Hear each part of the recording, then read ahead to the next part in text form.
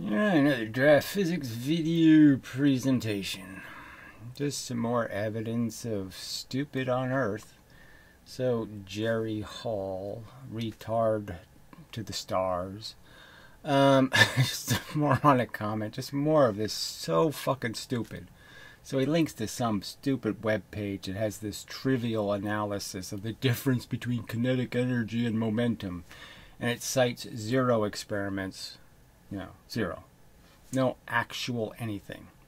No evidence that they've ever collected this 4 times the energy. So they have this fable, right? Physicists will tell you this fable that, if you have a car, it's going 30 miles an hour, and you double its speed to 60, that you actually made it 9 times more energy. The car crash will now have 9 times the energy in it. Never will that ever be found to be a fact. So if we do this in a bubble, if we have this car crash in a bubble, we make a bubble, and then we crash a car at 30 miles an hour, and then we, clean up the bubble and then crash a car at 60 miles an hour, we'll only be able to collect twice as much energy. We'll never collect 4 times as much energy. It'll never happen in any experiment ever. So they can never collect this thing they're calling energy. They're saying it has real joules. They're saying the car going 60 miles an hour has 9 times as much joules in it. Does it? No. No, it doesn't. So it's just nonsense. It's nonsense. If you collect the energy with gravity, by hitting it and then forcing something to swing in gravity. So if I take the 60 mile an hour car, it'll make something go up twice as high, but it won't go up 4 times as high. Won't happen. The formula won't get the right answer. The formula will be completely wrong. It's just a fact. So if you do the experiment rationally, as Newton did, it's clear. There is no 4 times. There is no velocity squared. All right? So understand the history. I've pointed the history out to you. It started off as mv squared. They didn't even know they were supposed to put a half in front of the m. Yeah, so the formula was 100% off. And it's still 100% off, don't get me wrong. So instead of 4 times, it was down to 3 times. But still, it's still wrong. Because you can't. The energy is the momentum. There is no other way to assign energy to objects than a momentum. All right, anyway. It shows how intuition can be wrong. You're demonstrating exactly that. Your silly intuition is, oh, I like clay experiments and I like to detect how much energy something has based on how easily it goes through human skin. So, if I hand you a bowling ball or I shoot you with a .45 caliber bullet, I've imposed upon you the same amount of momentum. Now, you can figure out, right, that that's not really a fair test, is it? Just because one does more damage, I should think the bullet has more energy? Like 1,000,000 times more energy? Since the damage is 1,000,000 times more dramatic, shall I say that the bullet has 1,000,000 times more energy? No. The simple physical, factual facts are the bowling ball is transferring the same amount of energy. There's the same amount of horsepower. There's the same amount of watts. There's the same amount of joules. There's the same amount of calories. There's the same amount of kelvins. There's anything you want to use to measure energy. Amps. Whatever you want to use. There's the same amount in the bullet and the bowling ball. Same amount. The bullet does not have 978,000 times more kinetic energy. It's not a fact. It's a fallacy. It's absolute nonsense. The history of its creation is obvious. People like Voltaire were screaming, "You're breed-making religion!" He was saying, "Living force? What are you, silly?" So, this is not an argument I should have to have. Again, you people are just too fucking stupid. All right. You would believe that the 2 objects with the same momentum and speed would cause equal damage. Same momentum and speed? If they have the same momentum and the same speed, guess what? They have to have the same mass, retard. God damn.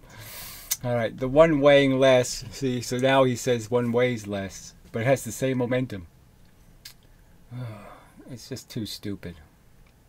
Alright, anyway. So let's just imagine there's the two objects have the same momentum. One weighs less and one's going much faster, which has to be the real rule. Okay, the one weighing less is actually the dangerous one. So again, dangerous has nothing to do with physics. Physics isn't about how well spears go through bodies versus plungers. Okay, I mean, I could stab you with a plunger, and oh yeah, you didn't get very damaged. Or I could stab you with a spear, and you get really damaged. It's not about damage. It's about how much energy did I impose. It's about how many horsepower I pushed the plunger with, or I pushed the spear with. That's a calculatable, actual physical fact. And they are claiming with this equation that there is some kind of real energy, that the spear somehow has magically more energy because it did more damage. No, it doesn't.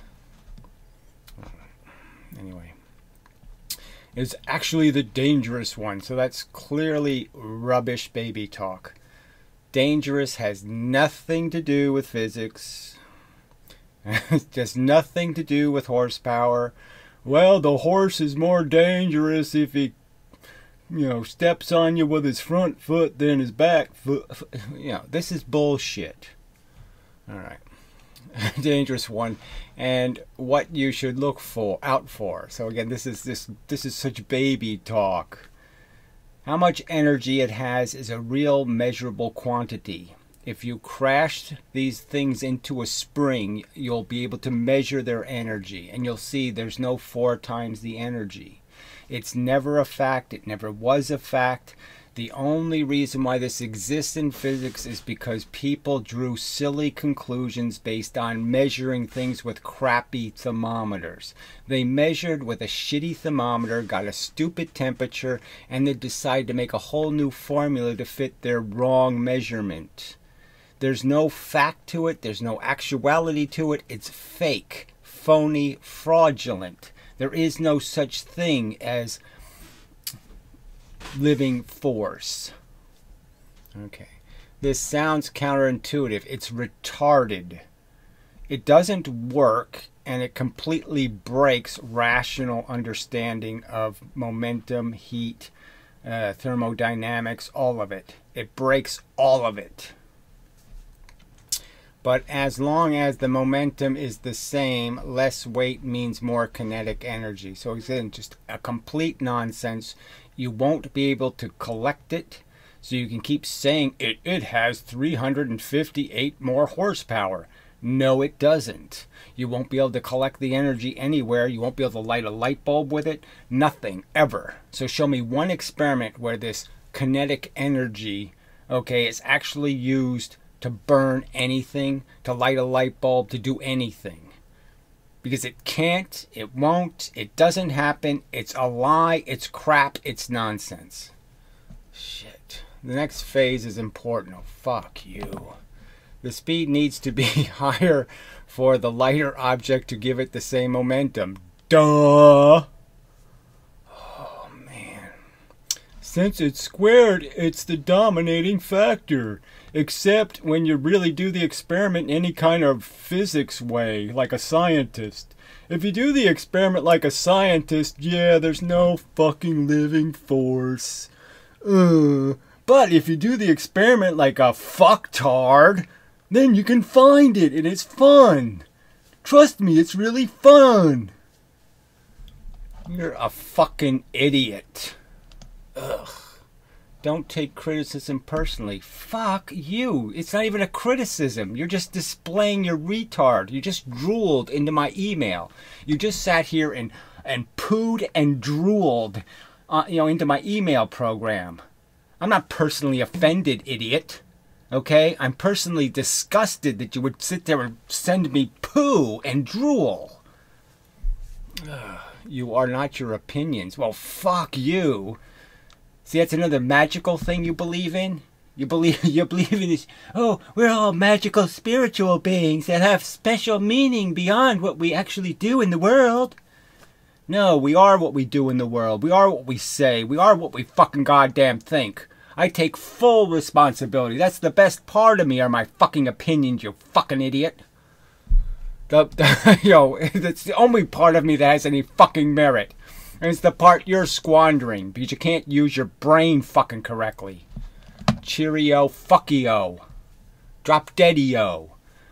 Eat a sluggio. Choke on kinetic energy-o. 4 times as much. Oh, God, I hate you people. I hate them. I just hate them. Alright, so we'll do something different. Just to get out of this for a little while. Yeah, the slobs at the message board about the 2-slit experiment. Yeah, they just kept threatening to close the board. Oh, we're gonna shut you up, and they finally did. They closed it. I didn't do a damn thing. Okay, they just kept insulting and insulting and insulting. They didn't stay on the subject at all. I was as polite as I could possibly be, and they still just say, no, we're not gonna allow you. Okay, to argue your physics. You're not allowed to argue it. We won't listen. We won't pay attention. We will not allow the conversation. I mean, it's just so bad. I mean, you're just, the intellectuals are just proving they're terrible beings. You know, I'm going to have to do like that, whatever, that Rats movie or whatever, right? I'm not even going to bother trying to motivate human beings to fix anything. I'll just start talking to rats and see if I can make a giant colony of rats, and then I can take over the world. Or slugs or some kind of, because it's useless talking to humans. They're just too fucking stupid. Oh, shit. Alright. So, I thought it would be funny to get to this video. Yeah. Science Asylum talking to his wife about the absolutely silly and preposterous interpretations of quantum mechanics, right? And they're not really interpretations, right? They're just explanations. They're preposterously silly explanations for why there's a 2-slit pattern.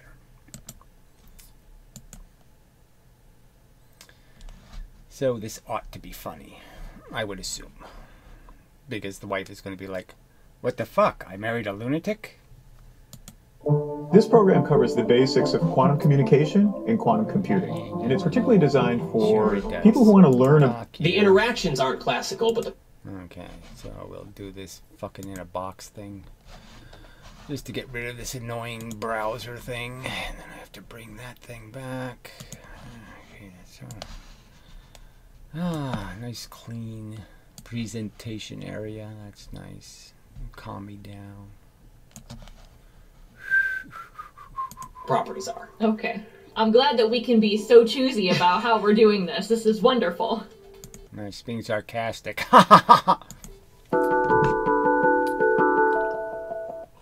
This episode was made possible by generous supporters on Patreon. Yeah, fuck you and them. Something that's very important to keep in mind as we move forward, right? That quantum mechanics sort of brings to light a discrepancy in how people view physics. Sure. We like to view physics as though we're finding some deeper understanding about the universe. I think he said that in the other video. And no, it's just about predicting. You know, we got to know how our stocks are doing, so we have to be able to quantumly entangle and figure out whether it's going to go up or down or something, you know. But we really don't care about facts. We don't care what's making things move up and down. We just care about whether they're going to go up and down. That's the kind of morons we are. Shit. But it's not really what physics is about. Physics is... Yeah, it's about voodoo, okay? It's about tea leaves. It's about astrology. We don't care about the truth, you know, but if it works, you know, if I can tell some people some astrology crap and just make up a story and get them to, you know, kick themselves in the ass, then that's fun. It's fun, you know, because then I can have true predictions. I can have a bet with somebody. I bet that guy's going to kick his wife in the ass. You know, and then I can secretly go up to the other two people and say, all your crops will die if you don't kick your wife in the ass. That's what the stars say. You see, and I can make money on the bet, you see? Yeah. It's about making predictions, Okay. right? We want to be able All to... science is about making predictions, right? Right. Well, exactly. So what we try to do in physics is we try to come up with a model. No, they don't predict anything ahead of time. So they watch it happen. They watch elephants step on like a guy's head and they watch his head squish. And they go, hey, I predict if somebody else puts their head under that elephant's leg, it'll get squished. I predict it. Because I'm smart. I know quantum mechanicals. So I can predict that. I can't predict shit. That's going to predict future behaviors of things, right? So in this case, quantum mechanics is predicting future behaviors of quantums, or little quantum particles. Right. Yeah, and it really doesn't. So again, just understand that the Schrodinger equation involves knowing where everything is, every single thing in the universe, essentially, and knowing exactly what position it's in, exactly what it's going to do, and then you predict what happens. I mean, it's so silly. It's that silly. It's just that silly. Right? Okay. It's like putting the icebergs in the water, and then taking your little toy Titanic and saying, okay, I put the icebergs in the water, I got the current going the right way. I mean, oh, I predicted it. Oh, no, you didn't. Allows us to make accurate predictions. Correct. Using this branch of science. Right. But it's not a branch of anything. It's just loop-de-doo, wooey nonsense. This video is about what we call interpretations of quantum mechanics. Okay. So even though this model is very good at making predictions and everyone agrees that that's true. Mm-hmm. No, everyone doesn't agree. You can't even predict the two-slit pattern. You just lie. I mean, it is the truth. They just keep lying. Hey, it's exactly accurate. Well, don't get a ruler out and measure it. Come on. Don't do that. Don't actually measure. No. No, that'll screw everything up. They can't even predict how much kinetic energy something has because their formulas are so back-assward. Oh, fuck. Many of us still want it to also give us a deeper understanding of physics and of the universe. The problem is... A deeper understanding, like maybe we could be somewhere around accurate, not full of gremlins and magical, graham cracker people and hoobies and, a bunch of fake and phony bullshit. There are a lot of possible ways to interpret it that haven't been ruled out by experiment yet. I'm sure that's difficult. Yes, it's difficult to rule out pixies. That's, it's kind of hard to rule it out beyond just saying, well, you just invented the word pixies, right? It's a completely invented concept. It wasn't based on any real thing ever being a pixie, right? Just like a bent space. You never saw a bent space, right? Yeah, right. Yeah, you just made that shit up, right? Yeah. It is. Mm-hmm. It's very difficult. Cutting edge science, And I guess just to be clear, this video is not a comprehensive list of... Yeah, it's just nothing is what it is. So far, it's a boring pile of turd. Interpretations of quantum mechanics. It is we're just covering a few examples to get an idea of what... There's 4 major players, so just talk about the 4 major players. And you can assign names to them, and it'd be fun. Why it's so difficult to do this. One cannot cover everything. Right. One of the first major interpretations is called the first made-up explanations, complete baby talk bullshit. I mean, just, well, a photon is splits in two and bangs into itself and such. Copenhagen interpretation. And don't get on my case about this. I'm just talking about history here. I know there's a lot of... Look, he's just so tentative. Why? He's basically demonstrating just how weak all of this crap is, because he has to be just so careful what words I use, because, God, this is silly shit. And it's gonna be overtly silly if I'm not really, really careful in how I say it. It's gonna be just so obvious how silly and made up all this crap is. Are we feeling a little defensive here? Yeah, so she's pointing it out. Are you feeling a little afraid that you can't do this and come off reasonable at all? All right. There are a lot of Copenhagen interpretation haters out there. Okay. You're not condoning it, you're just stating that this is an interpretation that exists. Right. But first, we're going to start with, there's actually like two different kinds. There's something we call the weak Copenhagen interpretation and the strong Copenhagen interpretation. And I assume that this does not actually have to do with like how scientifically like verbose they are. No, it has to do with how strongly it speaks about the nature of the universe. Okay. So the original one, the one that they, I think it was Heisenberg in 1929. Heisenberg, the inventor of the Heisenberg principle. That's now the Heisenberg law. That means nothing is actually where it is. Nope, everything is just lost in space. Danger, Will Robinson, danger, danger, danger. Oh, fuck. The guy couldn't even dress properly. Looks like a 10-year-old boy. Nine talked about this interpretation, and this one is the weak interpretation. Okay. Where basically it's called weak because it doesn't really interpret anything. It takes this. Oh, it doesn't explain anything, so it's the unexplaining explanation. But Dirac liked it because it was the anti-explanation, and he loved anti-stuff. Anti-pasto, anti-anything. He would love the antis. Stance that you were saying earlier, where, well, maybe it doesn't actually say anything about the universe. It's just a really good model that makes great predictions. Sure. And if it's a good model that makes great predictions, I mean, it's not useless. You know what I mean? Right. So all this talk, like they actually predicted something that a 10-year-old kid couldn't predict. Right? We're just saying they never predict anything that isn't already predicted by the fact that you've always saw it happen 400,000 times. So, yep, that's a pretty easy prediction. Once you've seen it happen 400,000 times, it's really easy to predict. That was a pretty decent place to be. It's summarized in one statement that a lot of quantum physics teachers like to use. He hasn't even gotten anywhere near anywhere yet, has he? Ah, so this is the shut up and calculate. This is Feynman's. Feynman wasn't Copenhagen. Feynman was, there is a random God. God actually does play dice with the universe. He actually does. There's actually a force in the universe somewhere that just randomizes shit. And it only randomizes in certain places, of course, but that's what it does. It takes it from here and says, oh, I'm just going to randomly put you over here. But I know exactly how many things I did put over there, so the next time I'm going to put you over there because I have to obey a probability equation.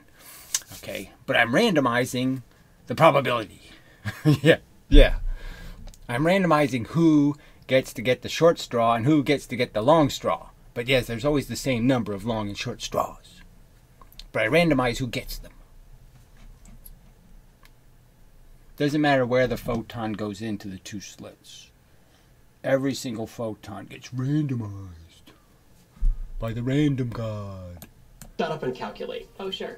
I've heard this before. Yeah. Okay. I'm sure I've said it before. I'm sure that's where I've heard it before. Right. That's sort of the idea, like, stop trying to read into any of this stuff. No, his overt assertion was, I'm very smart and I can't think of any possible rational explanations, so fuck it, there aren't any.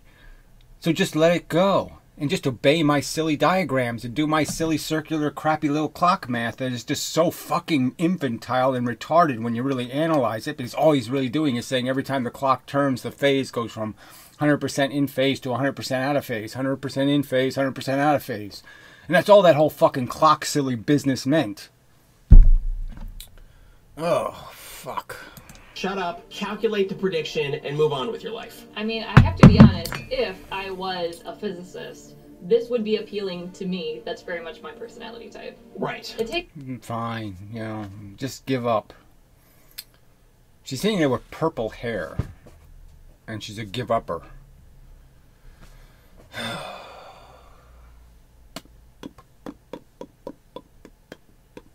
I'm just implying that she's somehow trying to,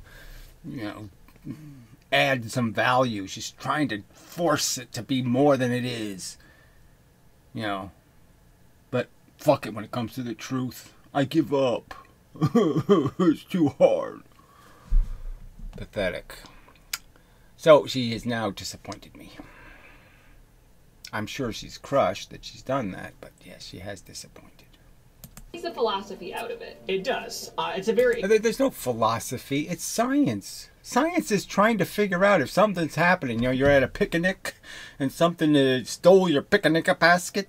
It's kind of interesting to say, I wonder how that happened. Let's figure it out. You don't just sit there and say, shut up and starve to death. I mean, fuck that.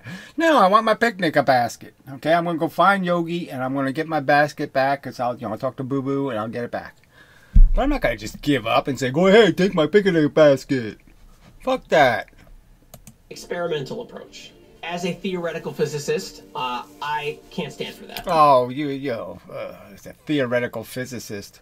That's what all of you theoretical physicists just talk shit. Absolute fucking shit. You never actually do an experiment. You never actually, again, don't measure it because you'll figure out I'm full of shit. So don't actually do a measurement. I mean, this kinetic energy thing where there's, 4 times more energy than you actually can find. Yeah, don't actually try to get that energy because you'll find out it's all a pile of shit. So, we're going to try and take some more, we're going to take some stronger approaches to this. I mean, he still hasn't gotten to the subject, right? He still hasn't gotten to the fucking subject. And even this is just silly. I mean, to say that Feynman was the weak Copenhagen interpretation is just absolute nonsense. Because clearly Feynman was overtly saying photons aren't waves. He was overtly saying things that just do not in any way are not compatible with these interpretations. All right, so next up, the strong Copenhagen interpretation, which is something that's developed over the last, the several decades after Heisenberg gave this talk. Which was in 29? 29, yeah. Okay. It takes it one step further and says, not only does this wave function for an electron describe the electron's behavior once it's used to calculate something, the wave function before the collapse is also something that physically exists. So let's understand, there is no before the collapse because the electron is being bombarded with 168,000 quantas of energy per trillionth of a second. Okay, the electron is in a very noisy place. Lots of stuff hitting it. You can imagine all the cell phones on Earth, technically.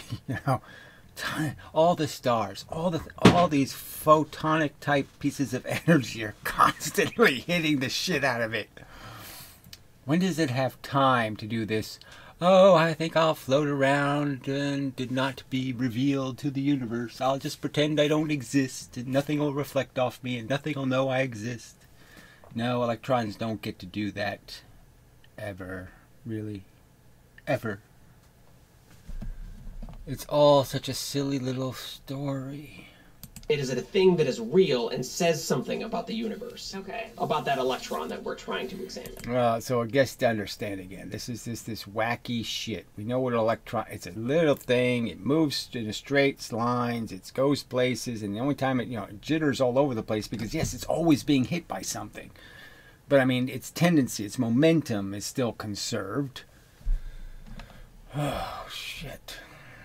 Well, it's actually not conserved because it's dragged to a halt eventually. But let's not get into any technical arguments about what an electron is beyond just saying this is just nonsense that the electron is somehow by itself waving. It's only doing what the fields of energy tell it to do. Electrons have no will of their own at all. We don't either. But, I mean, they have no will of their own even more obviously than us. Us, it's not so obvious how we have no will of our own, okay?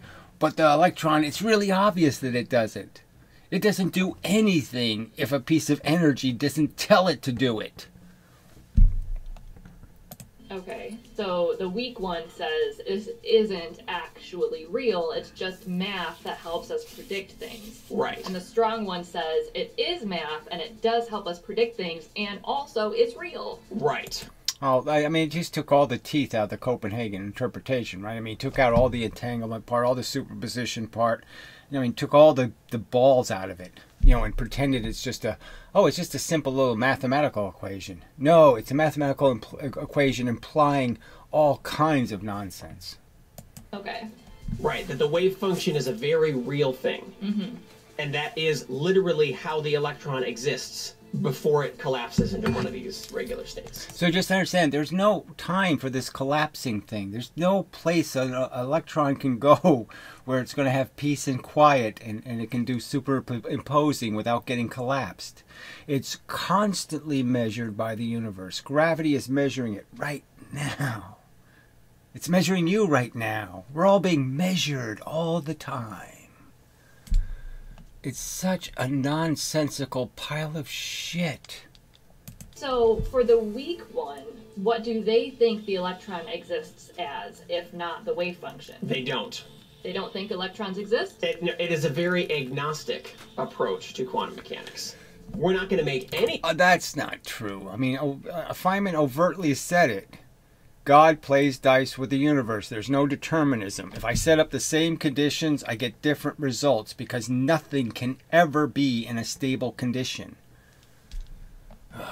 Judgments at all I see. About the electron. I see. I feel like that's not useful or helpful because the electron does exist, though. Right. So what's somehow the point?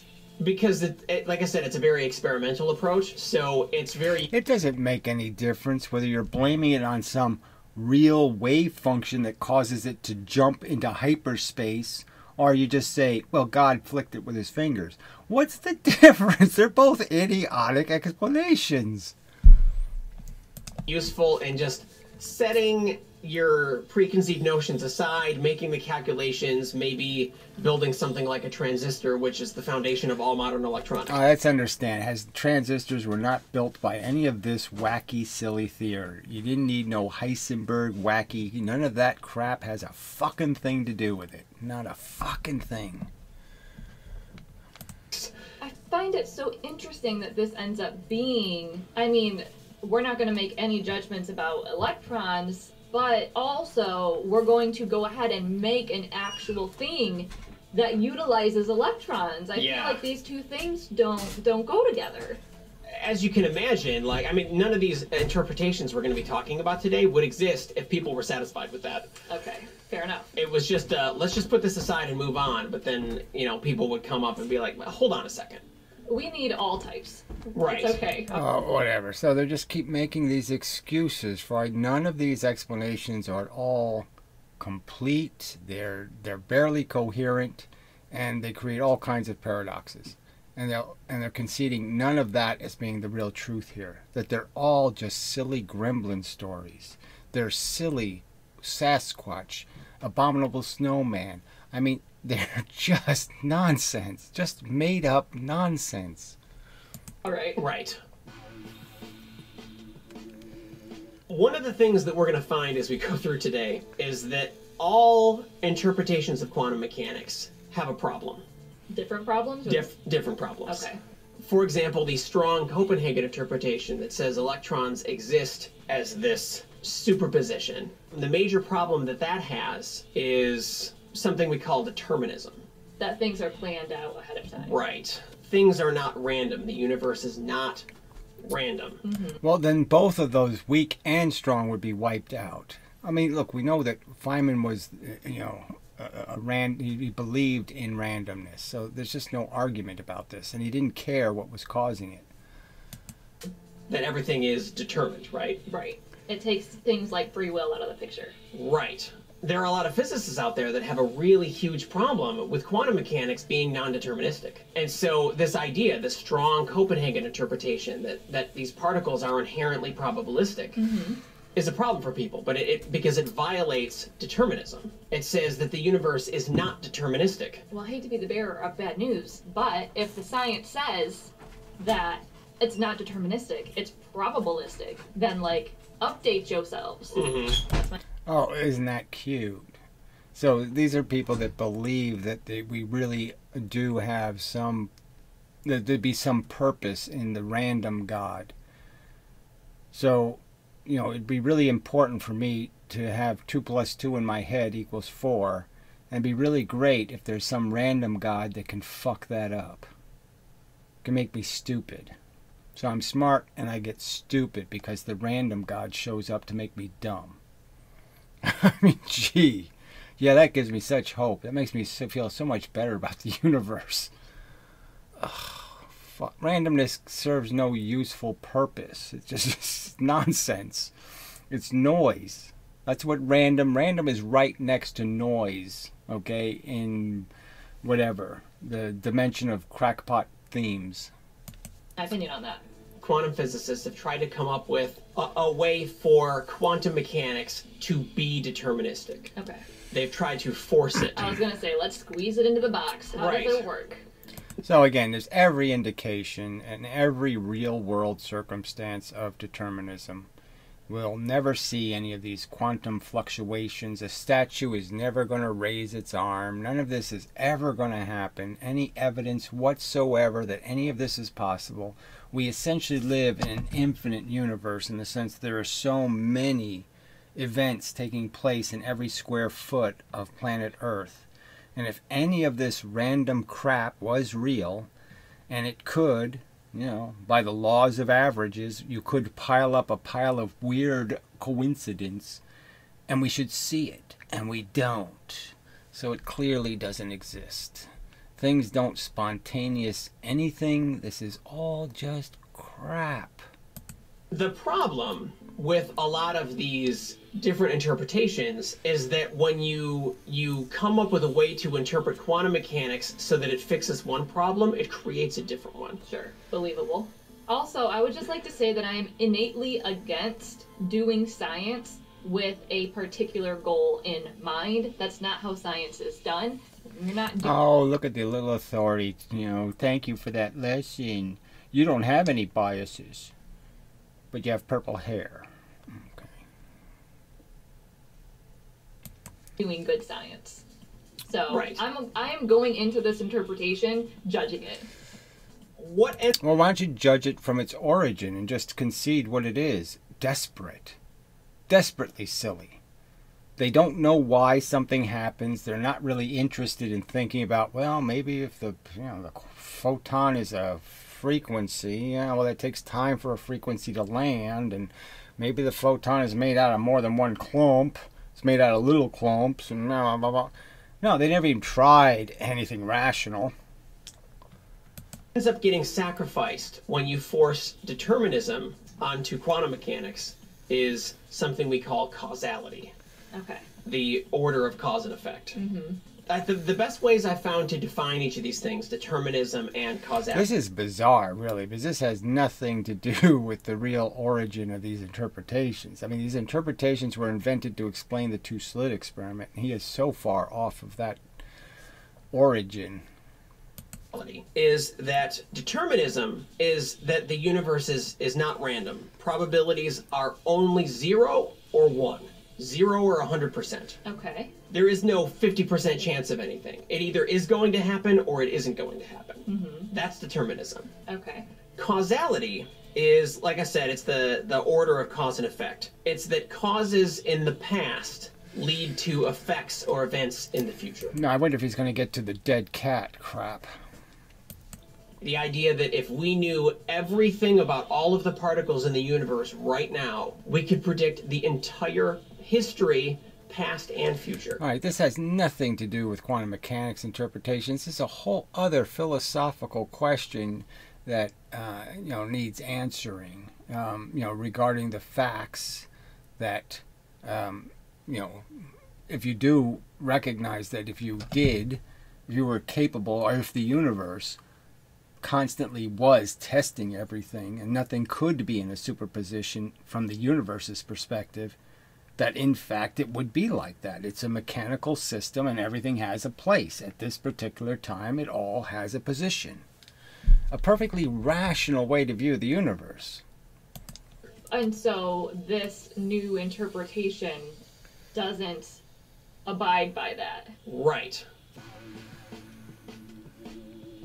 In order to get determinism back into quantum mechanics, we have to sacrifice causality. Which is insane, right? That's just too silly. Too fucking silly.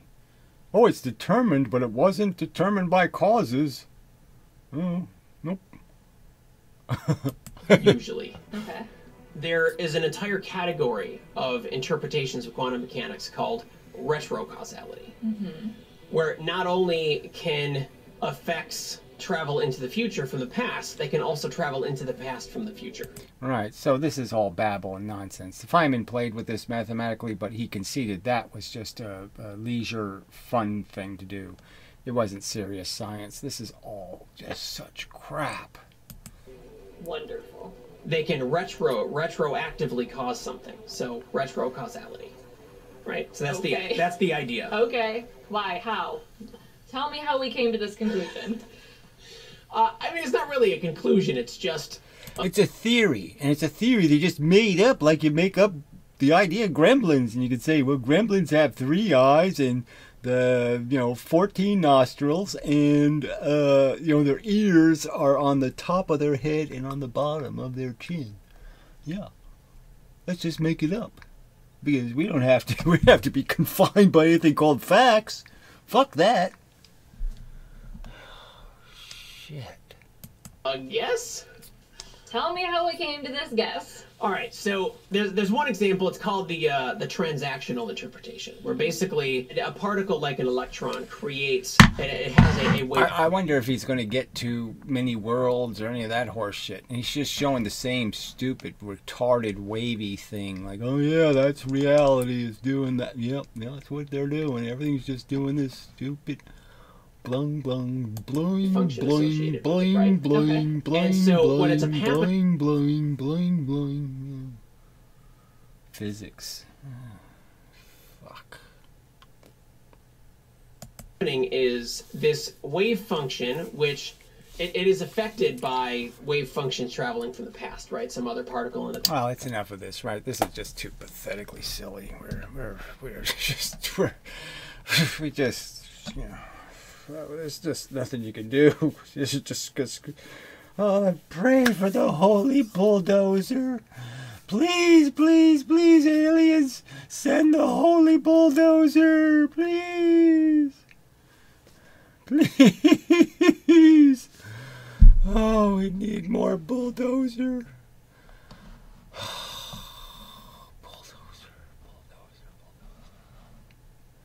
Endeavor to persevere, Harry. All right, I'll endeavor to persevere. Okay. Put on my man balls. Okay, I can take all of this nonsense. Not hurting me at all. Go ahead. Talk entire shit. Go ahead. Babble nonsense constantly. It won't bother me. I can take it. I am the man. I forget it. I'm on a mission. I will get through this shit. I will keep plowing through this shit. I will get to the promised land of, oh shit, reality sucks. But yes, it does suck. But it's important that we get there. Okay, reality sucks, okay? Yeah, the promised land is gonna suck. We're gonna be like the Israelites. We're gonna be in the promised land and we're gonna say, this place sucks. Let's go back to Egypt. No, let's not go back to the silly stories of the past. Let's not go back to just making bullshit up and calling it the truth. No. Let's keep marching forward to the truth. Come on. Put on your man balls. Let's go. Come on. You can do it. Or something like that. Maybe. Try a little harder. Eat some brain food. Potato chips? I don't know. Anyway.